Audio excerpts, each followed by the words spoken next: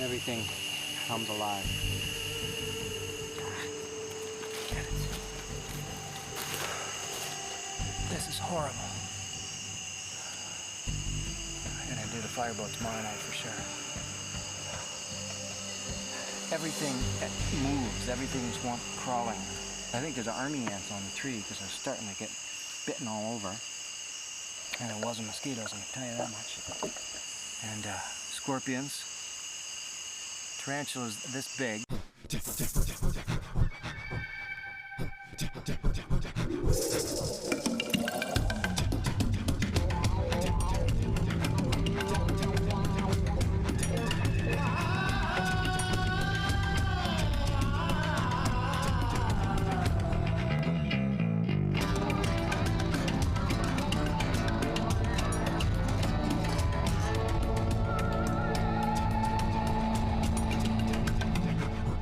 Costa Rica lies on the Pacific coast of Central America, a region known for its radical dictators, beach resorts, and dense jungle. Few places in the world exist with such incredible biological variety. 285 species of birds, 139 mammals, 116 reptiles and amphibians, and more than 6,000 species of insects.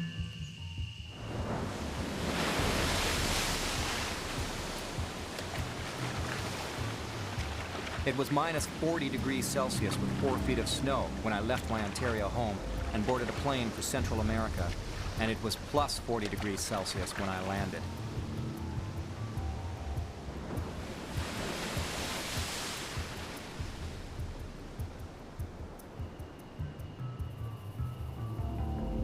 There are still many miles of uninhabited coastline and many thousand hectares of deep, impenetrable jungle.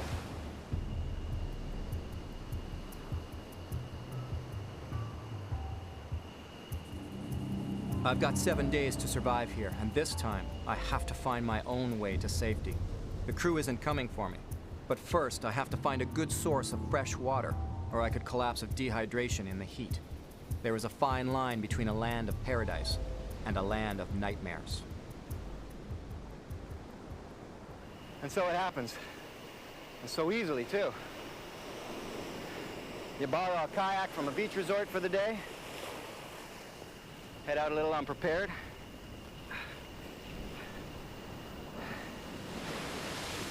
Maybe the ocean pushes you farther than you thought it would.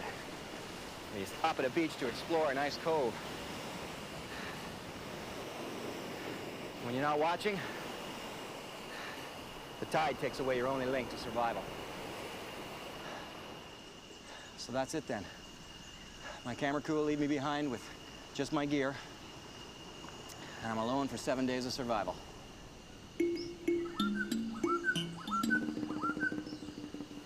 All right, let's get a grip on my situation here. I'm many, many miles from the resort that I paddled from. I've got dense, thick jungle in behind me. Thousands of miles of ocean in front of me, trapping me in here. The beach it's a nice beach. It's, you know, by all standards, it's a little tropical paradise. Not necessarily so when you don't have food or water. So let's see what the camera crew left me with this time. My long pair of pants, which is going to help me at night. My swimming goggles, they were actually on me as I kayaked in. And 3 pens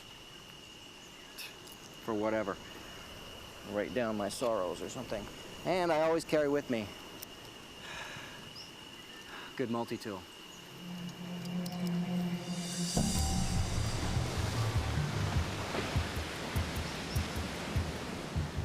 First, I want to have a look around.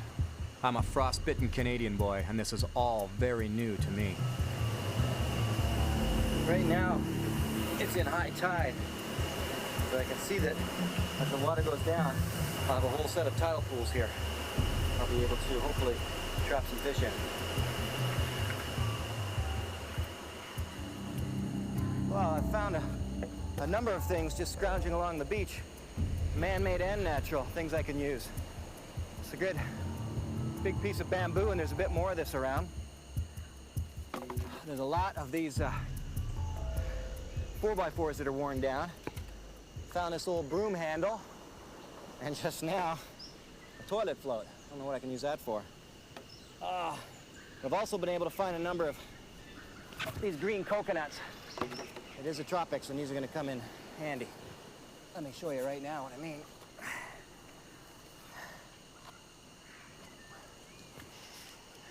These coconuts are a great way to quench your thirst. You want to just cut in, maybe somewhere around the top.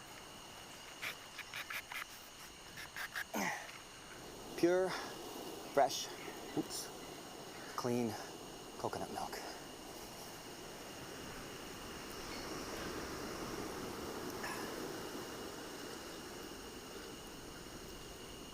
Oh, that's good. That was tough to get through.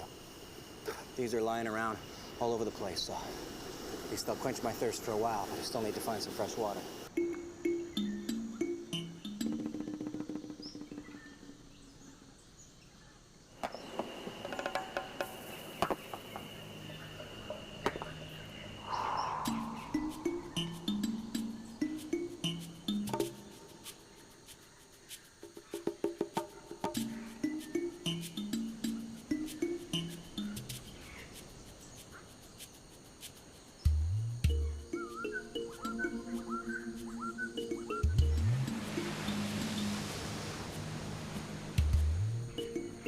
In this heat, I'm not thinking about shelter at all, but I know that weather can turn ugly on me very fast. Well, that's about all I can do for tonight. Make this platform, keep me up off the sand. Sand is a real irritant. It gets into everything, including this infected toe that I have. The week before this, I did a lot of hiking, and I've got a badly infected toe, and the worst thing for it is to get sand in it. It'll get more infected and more irritated. On top of that, of course, these hundreds of these little hermit crabs crawling around on the sand. I don't want them nibbling at my toes all night either. Maybe tomorrow I'll try to increase my food supply, find a better source for water if possible, and try to make a fire.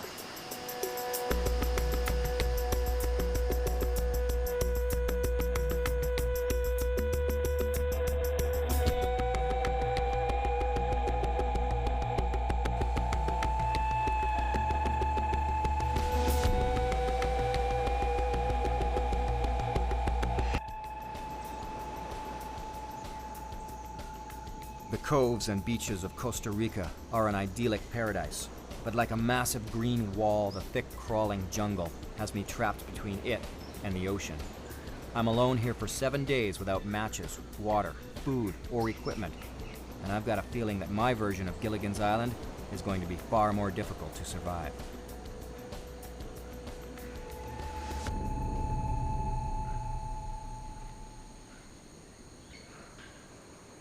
Well, that was a rough night. Not only was this wood a little back-breaking to try and sleep on, the hermit crabs pretty much left me alone, but there was a whole host of crawling things and sand fleas and cockroaches and creepy crawlies that wanted to inspect me all night long. I need some water.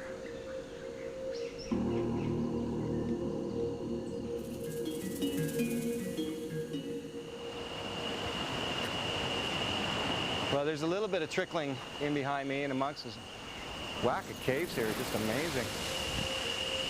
Crabs running all over the place. More tide pools with fish. I must have walked right over this. I didn't even notice it the first time. This is promising. The water, there's like a stream coming just right out of the sand at the bottom end. So I'm going to see what comes out, if there's anything coming out at the top end. It looks like a substantial amount. Should be fresh water. Oh, yeah, perfect. Excellent. It's fresh water, all right. And I would love to just gorge on it right now, but jungle water makes me nervous. It can be full of the meanest of parasites. So really, I should take this back and find a way to get a fire and boil it so I can kill any parasites.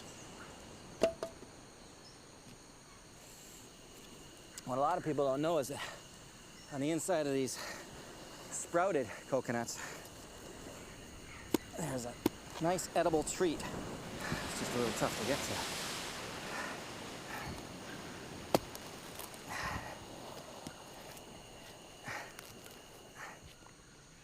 The coconut is a lifesaver in all of its stages, even after it's sprouted.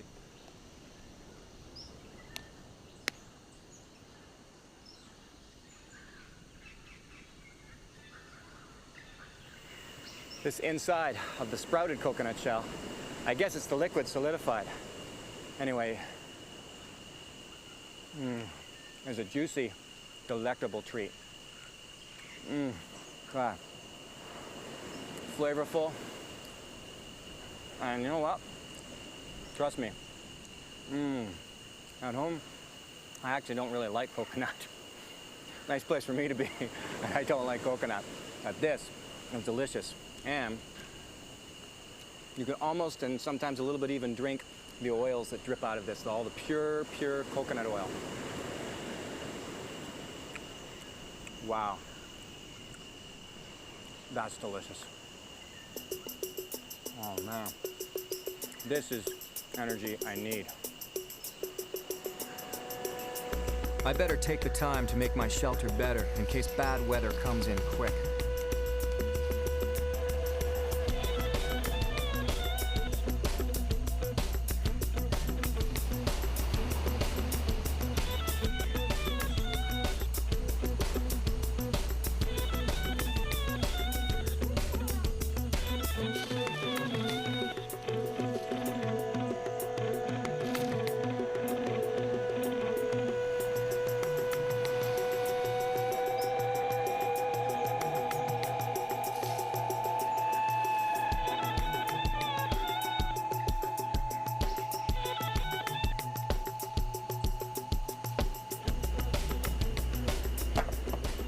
Gathered a few things from the beach. This curled stick. Picked up the baseboard along the beach, and I've already cut my notch into it so that you know, all the ash can fall out there into my tinder bundle, which is just a bit of dried grass. And I'm going to use that broom handle. Makes a perfect spindle. And this very cool rock I found on the beach has got perfect holes in it. Give me my bearing block. Well, all I can do is give this a shot.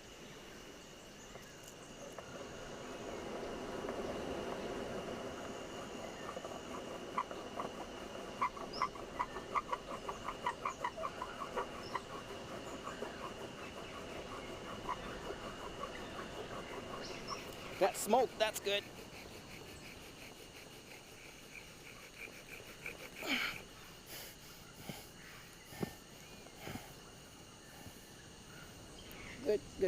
Good.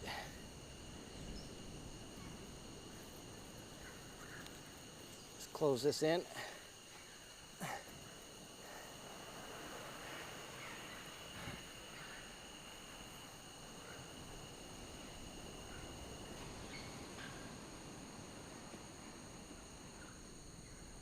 I figure I can find a big enough shell to boil water in.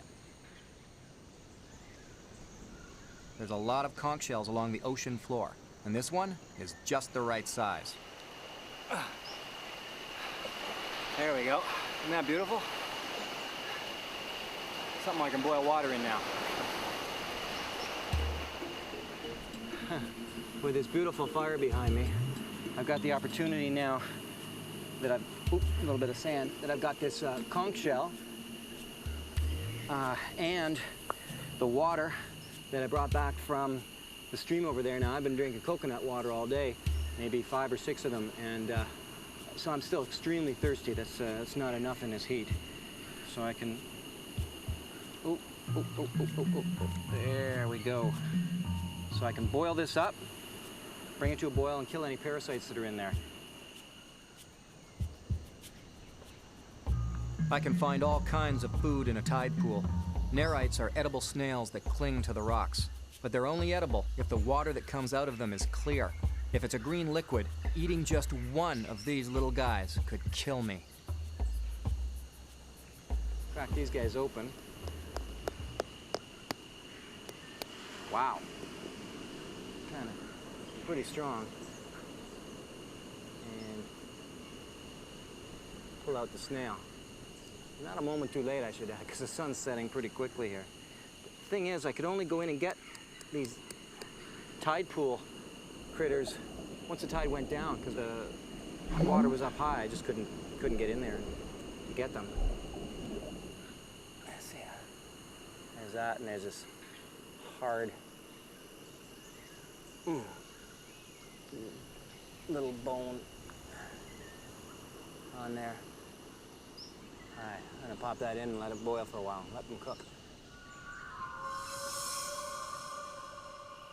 It boiled up pretty quick for me, which means that from here on in I can keep gathering water from that stream and just boil it, let it cool, boil it, let it cool, and I'll have purified water. Oh, getting the smoke in my face here. Oh. Well, they don't taste all that great, but those little guys I pulled out of the tide pool, but it's meat. It's gonna give me a little bit of food strength anyway. It's good to get fresh water.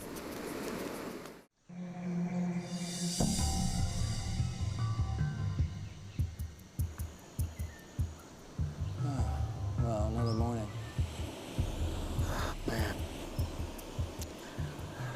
You don't sleep much. I'm not sleeping much. You know, the tide, the waves, they come to within like 3 feet of this platform, and it really freaks you out at night because it's just thundering in like a big monster. I don't know what's worse, that fear or the fact that you've got sand fleas and mosquitoes. They just bite you all night long. I'm not really sleeping. I've got my long pants on to protect my legs.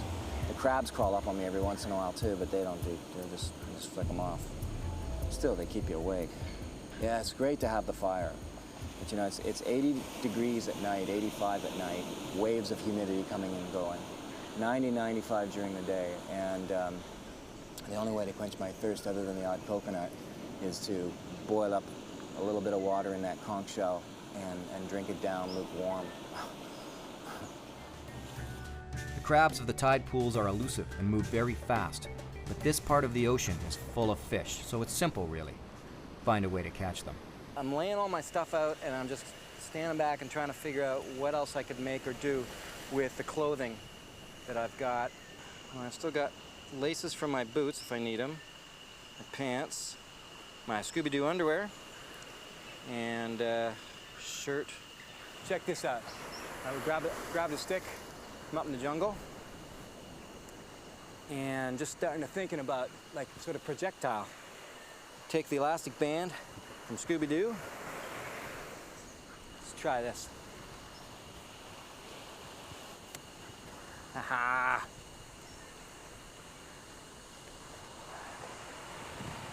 That could be a fish.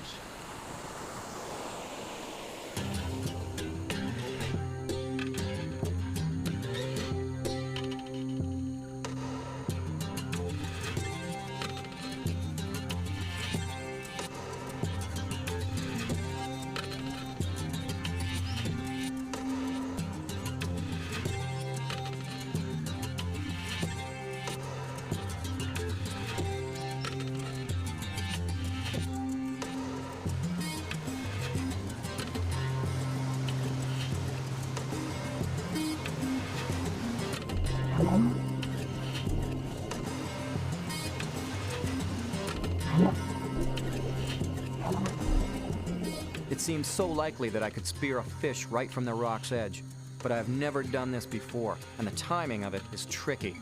I think I stand a much better chance of getting a fish if I get right in the water with them. All right, I got my underwater camera, and I got some cameras set up to try and show you where I'm going to be fishing. With any luck, I'll come out victorious. I'm keeping my clothes on. I'm going to sacrifice getting them wet. They're soaked all the time anyway, because it'll help to protect me from jellyfish, and if I get thrashed up against any rough coral, it'll help protect. Wish me luck.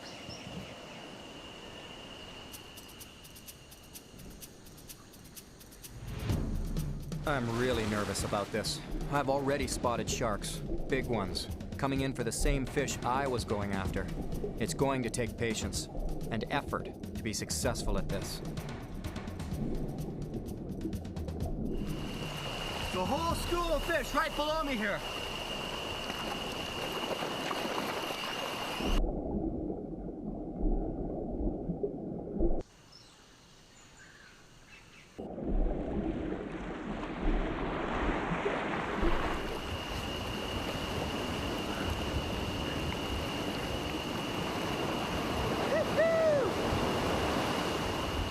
Look at that baby.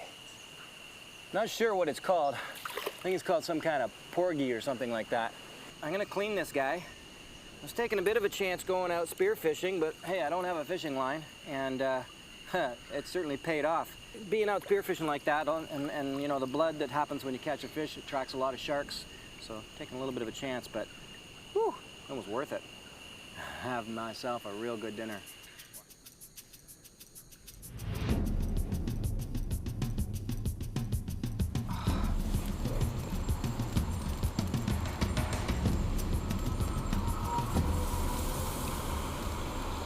Oh man, that's good. And a full moon to eat by too. This is gonna bring back a lot of food energy to me. After 3 days without food, you really start to lose your energy level. I mean, I've had tidbits here and there. The coconut's been amazing. That's actually what's kept me going. But having good, fresh fish like this is incredible. God, perfect.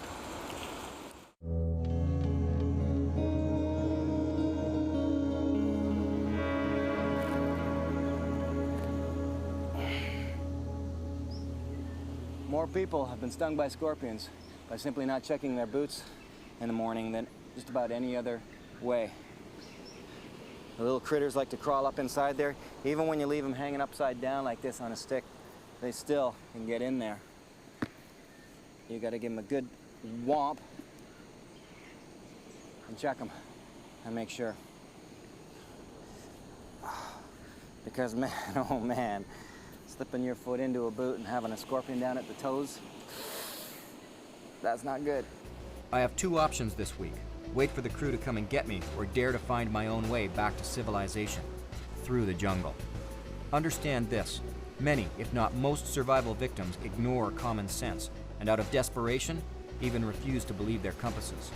And in so doing, try to self-rescue, often placing themselves in even more peril. The smartest thing in a case like this would be to stay on the beach. But hey, then we wouldn't have a survival show. The jungle's there, but maybe there's a road, maybe there's a trail just up in behind me here. I mean, I could be literally hours maybe from being rescued. That's what I'm gonna do. Head into the jungle and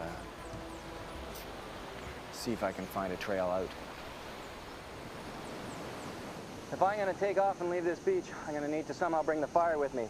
I'm certainly gonna bring my firebow materials, and I can maybe cut this down to size a bit to reduce the weight, because you know, it's heavy wood. But I can also make kind of a fire bundle. If I take a coconut, one of these hollow coconuts, lots of them lying around, and there's tons of all this coconut fiber. And this stuff is really good. It'll hold an ember and fill up the cup, make a little indentation in there, and simply find myself a coal I can break off, and put in there. And all I have to do is just keep that sort of smoldering while I walk. And the hope is that I won't have to resort to the firebow again tonight, and I can just blow this into flame in the jungle. So we will see.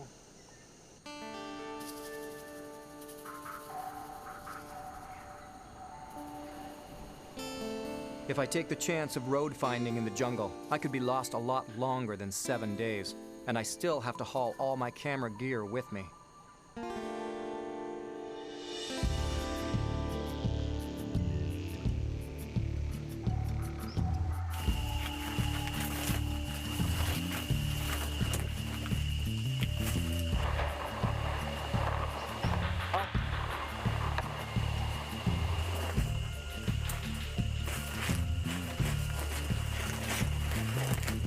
I'm just pouring with sweat. But in a way, that's a good thing. If you stop sweating, you're dangerously close to, or you're basically in the stages of dehydration. So at least for the moment, I'm still sweating. Profusely, as it were. The temperature in the jungle can go well over 100 degrees, and the humidity is stifling.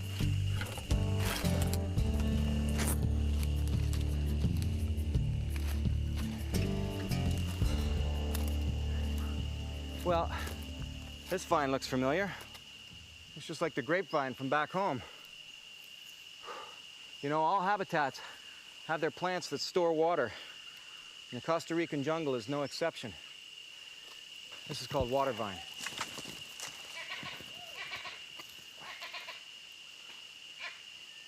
Oh, there are monkeys right above me here.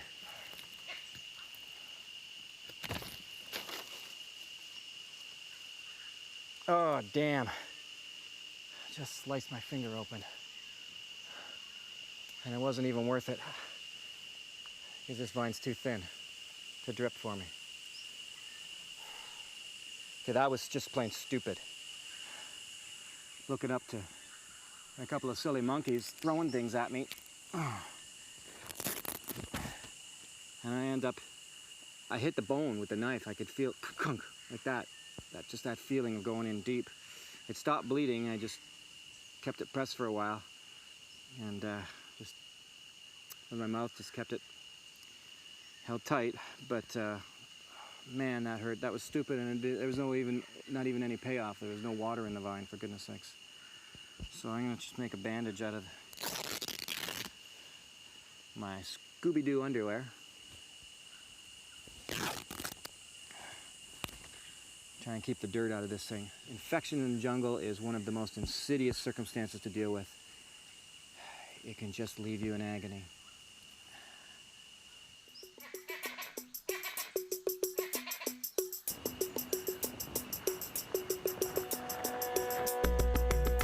After a day of trudging through the jungle, I'm exhausted, and I really don't know where I'm going.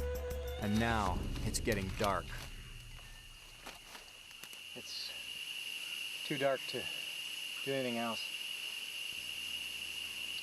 And you know, there's no reason for me to make one of my sort of famous Canadian shelters. I make a big nice A-frame and crawl in underneath. 80 to 90 degrees every night. I don't need to stay warm. I don't even need to stay dry. Got a chance of me catching hypothermia here. And it's already getting way too dark. Ow! Something's crawling on me. I'm nervous as anything about snakes and peccaries and jaguars and monster tarantulas crawling on me. But so this is the best I can do to get up off the ground, is this big fallen over tree. There's my fire. I'd packed it. I thought it was going to keep smoldering. Kind of had it. Anyway, it's gone out. I do not have the energy or the will just to start a fire. Although it would make me feel a lot more safe and secure.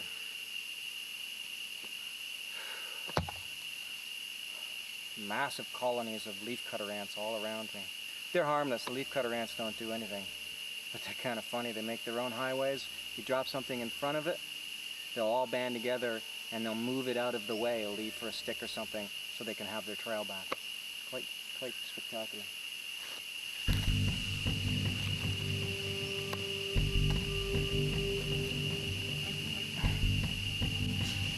Got 2 more of these.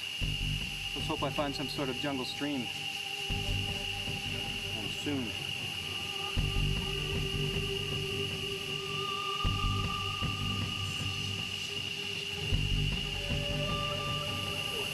You know, at night, the forest just comes alive. The whole ground begins to move. Crabs and spiders and snakes. Everything comes alive. Get it. This is horrible. I'm gonna do the fireboat tomorrow night for sure. Everything moves, everything's crawling. I think there's army ants on the tree because they're starting to get bitten all over. And it wasn't mosquitoes, I can tell you that much. And scorpions, tarantulas this big. This is all I can do. Sit and wait. Feel like a sitting duck.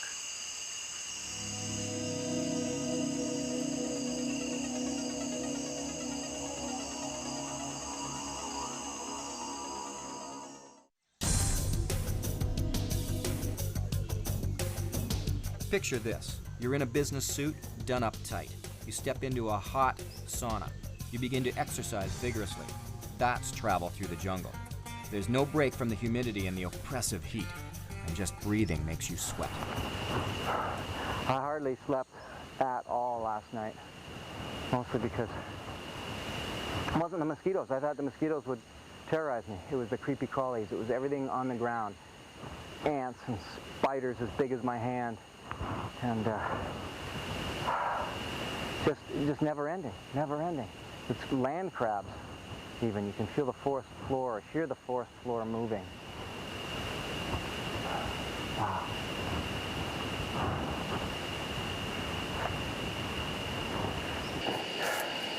I sure as heck don't want to have another night in the jungle.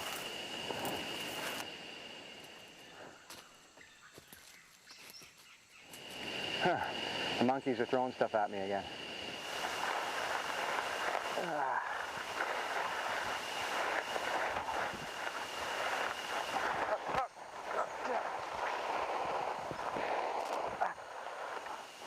Jeez. I think the worst part of that was my finger. I've got the bandage off it so that it can dry in the breeze. Ay, ay, ay.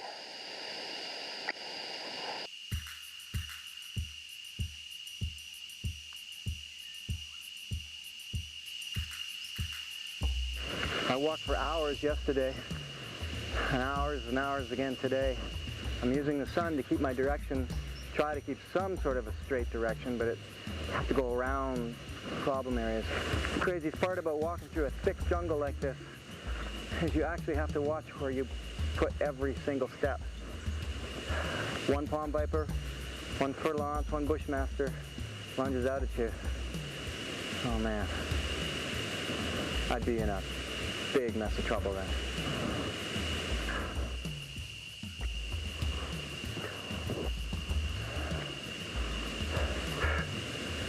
Yeah, sure. Come to Costa Rica for a survival thing. Do 7-day survival in Costa Rica, that would be a good place. I'll have a word with my producers when I get home, let me tell you. Now it's day 5, and I'm still trying to find my way out. But I'm really not sure where I am.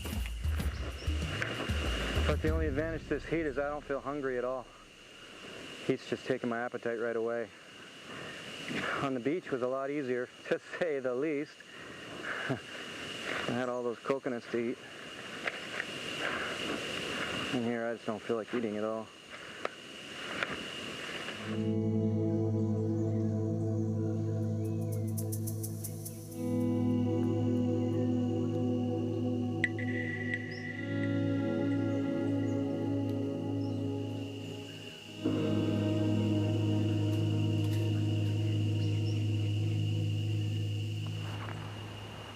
I've been walking in the jungle for almost 2 days now.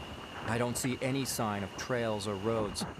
I'm starting to think I'll be here for another night, and I'm second-guessing my decision to come into the jungle at all.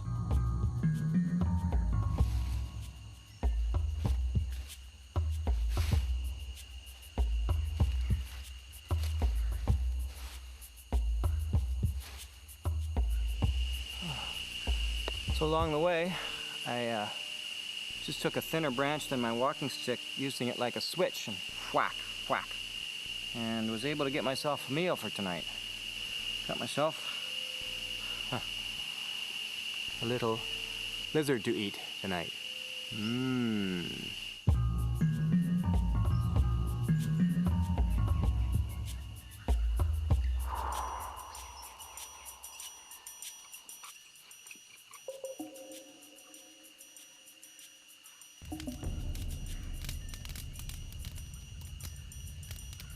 I hate the thought of killing anything.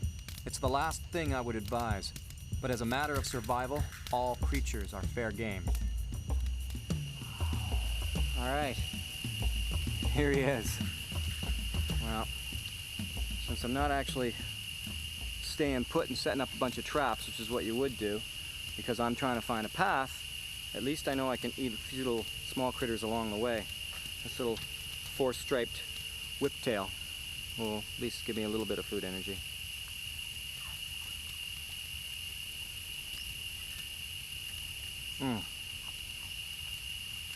Oh.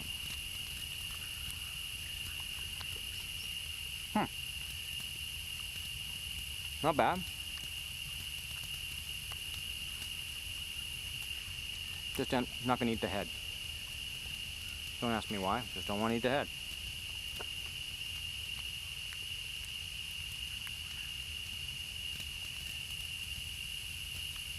Better than nothing. But I'm getting hungry. I miss my coconuts. 2 nights now in the jungle. I need to be able to find my way out in the next 2 days.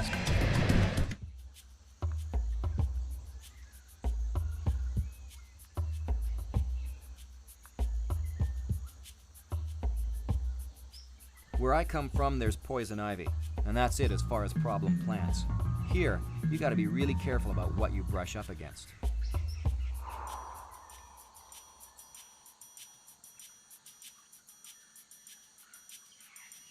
Something I haven't had to do for at least about 4 days now is go to the washroom. So before I do, I'm gonna test out a couple of leaves. The way I can do this is break it open, rub it on my skin, in one spot on my arm here. Break open this other type of leaf, do the same thing right here. Let the juice get on there. And this one big leaf, the same thing with it.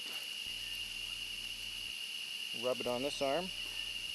Now I know which leaf I was putting in what spot. Get off me.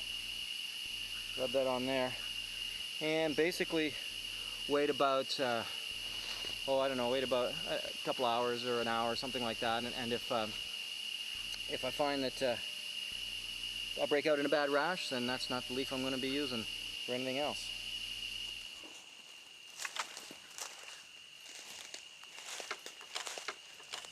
At least one of the good things about the jungle is that in spite of this intense heat, there's very little sunny areas like what I'm standing in right now. Mostly it's just all shade, which at least helps a bit. Last one. From here on in, it's jungle water only.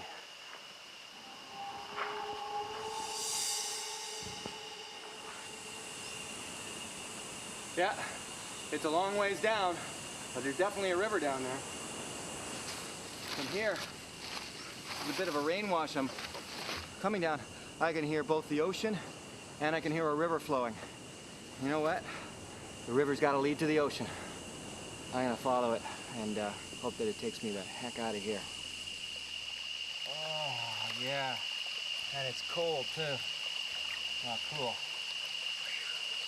I'm still taking my chances drinking from a stream like this.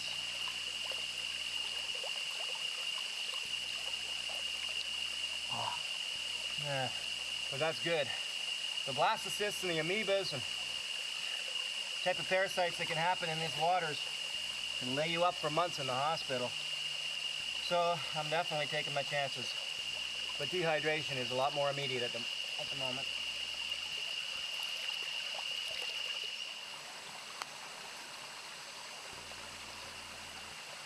Oh, well, the humidity is wreaking havoc on my camera gear, ruining different components and microphones and stuff. I was already in once, but I'm gonna go right back in again. This is the only way of bringing your body core temperature down. Completely immerse yourself, because I am way overheated and too dangerously close to heat stroke. Whew. Oh, and the water is wonderfully cold. Oh, God, that's good.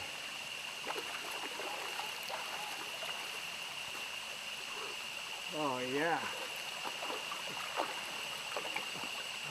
Oh, that's much better. It brings life right back into you.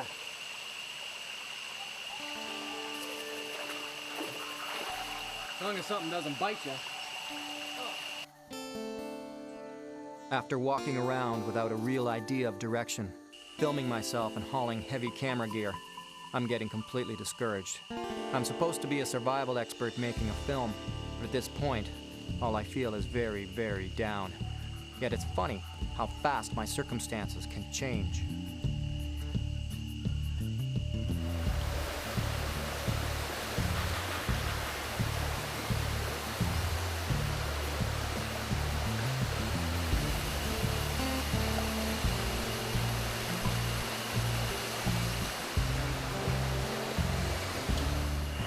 Down the river, the paradise found. I'm back at the ocean. 2 nights in the jungle was enough for me. I'm just going to follow the shore from now on, make my way to hopefully a little fishing village or something along the coast. But I'm not going back in this jungle. Lesson learned there. Don't try to find your way out by going through the jungle.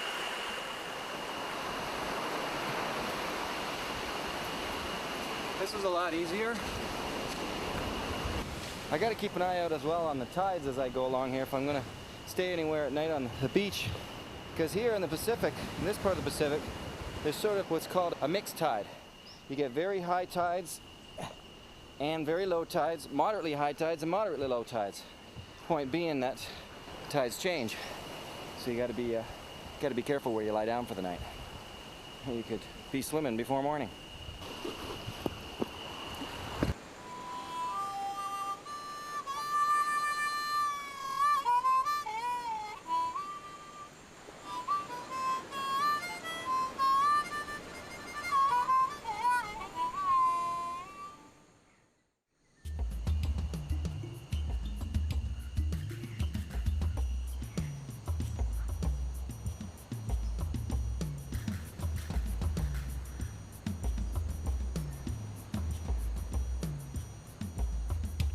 But at least now I can't get lost.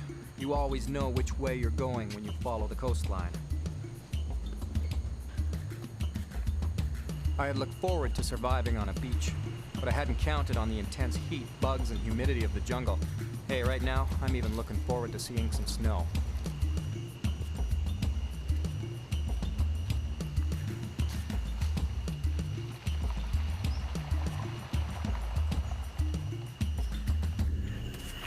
From the looks of things, I have found paradise. Oh yeah. In fact, it's one big beautiful beach. And there's a couple of boats. Woo! Couldn't have been better timing.